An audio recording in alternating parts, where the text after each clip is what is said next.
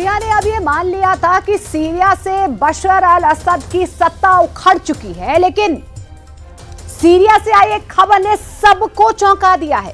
Syria के Tartus में असद के जनरल को गिरफ्तार करने गए जुलानी के 14 कमांडर्स को असद के लड़ाकों ने मार गिराया और इस घटना ने जुलानी के तख्ता पलट की चिंगारी को और ज्यादा भड़का दिया।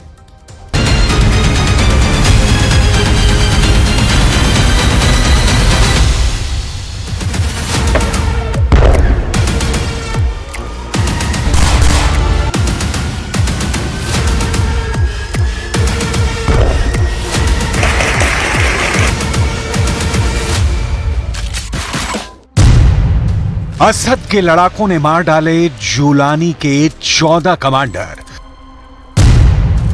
इजरायल के बाद सीरिया में तुर्की की एंट्री। सीरिया में शुरू हुआ गृह युद्ध।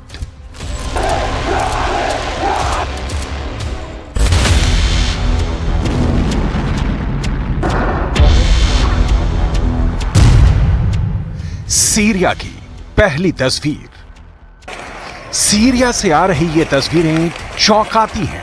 अभी महीने भर भी हुए कमांडर जुलानी को दमिश्क की गद्दी पर काबिज हुए कि सीरिया के होम से आने लगी गोलियों की आवाजें।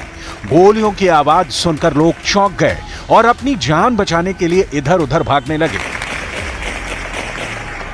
सड़कों पर हजारों लोग इकट्ठा हो गए। भले ही कमांडर जुलानी दमिश्क की सत्ता पर काबिज हो चुका है, लेकिन सीरिया की स्थिति हर गुजरते दिन के साथ बिगड़ती जा रही है और दुनिया के वॉर एक्सपर्ट्स को अब यह देखने लगा है कि सीरिया में आने वाले कुछ दिनों में क्या हो सकता है। सीरिया की स्थिति कितनी खराब हो सकती है। तो क्या सीरिया गृह युद्ध में फंस चुका है? अब देखिए सीरिया से आई दूसरी तस्वीर।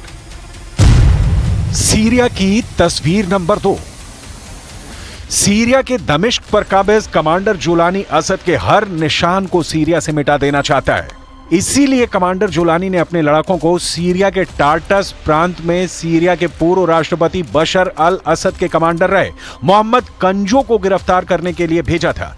जुलानी के लड़ाकों को तनिक भी अंदाजा नहीं था कि असद के लड़ाके पहले ही घात लगाकर दमिश्क का बदला लेने के लिए तैयार हैं।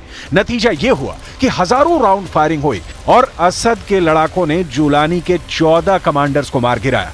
असद का मेजर जनरल मोहम्मद कंजो वो शख्स है जिसकी सीरिया की बदनाम जेल सैदनाया पर हुकूमत चलती थी। मोहम्मद कंजो के फैसलों से सैकड़ों नहीं हजारों लोगों को मौत के घाट उतार दिया गया।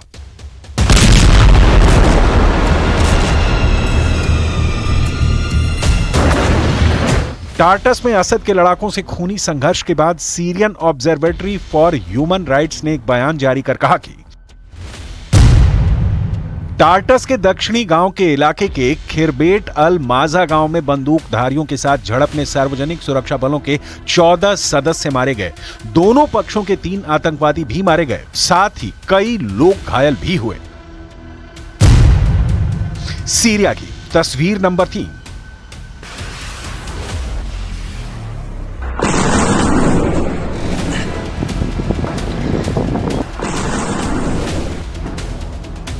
सीरिया वर्चस्व की लड़ाई का मैदान बन गया है। सीरिया को रूस और ईरान ने छोड़ा तो अब सीरिया में अमेरिका, इजरायल और तुर्की घुस चुके हैं। सीरिया में इजरायल के हमले जारी हैं। यही नहीं, इजरायली मीडिया की रिपोर्ट के मुताबिक आईडीएफ गोलान हाइट्स में कब्जा किए गए इलाके में सैन्य चौकी भी बना ली है। फिलहाल ये मिलिट्री पोस्ट सर्दियों के महीने के लिए इजरायल ने बनाने का दावा किया है, लेकिन हालात को देखकर ऐसा नहीं लगता कि इजरायल यहां से हिलेगा भी। संयुक्त राष्ट्र गोलान हाइट्स को सीरिया के कब्जे वाला इलाका मानता रहा है। हालांकि बफर जोन पर कब्जे के तुरंत बाद इजरायली रक्षा मंत्री इजरायल कार्ड्स ने सेना को पूरे सर्दियों में रहने के लिए तैयार रहने का आदेश दिया।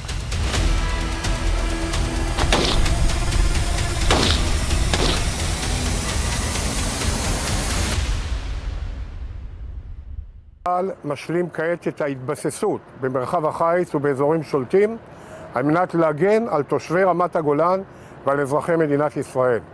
הנחיתי, יחד עם ראש הממשלה, את צה"ל להקים מרחב הגנה סטרילי מנשק ומאיומי טרור בדרום סוריה על מנת למנוע जर्मन प्रेस एजेंसी डीपीए ने ब्रिटेन स्थित Syrian observatory for human rights SOHR के हवाले से बुधवार को कहा कि इजरायली सेना कब्जे वाले गोलान हाइट्स के बफर जोन से परे कई जगहों पर सीरिया में आगे बढ़ चुकी है। Syrian observatory for human rights ने यह भी दावा किया कि इजरायली सैनिक सीरियाई इलाके में 7 किलोमीटर तक आगे बढ़ गए हैं और कई शहरों तक उनकी पहुंच बन चुकी है। एक तरफ इजरायल तो दूसरी तरफ तुर्की के इरादे सीरिया को लेकर बहुत नेक नहीं है। हथियार डालो नहीं तो दफन कर दूंगा।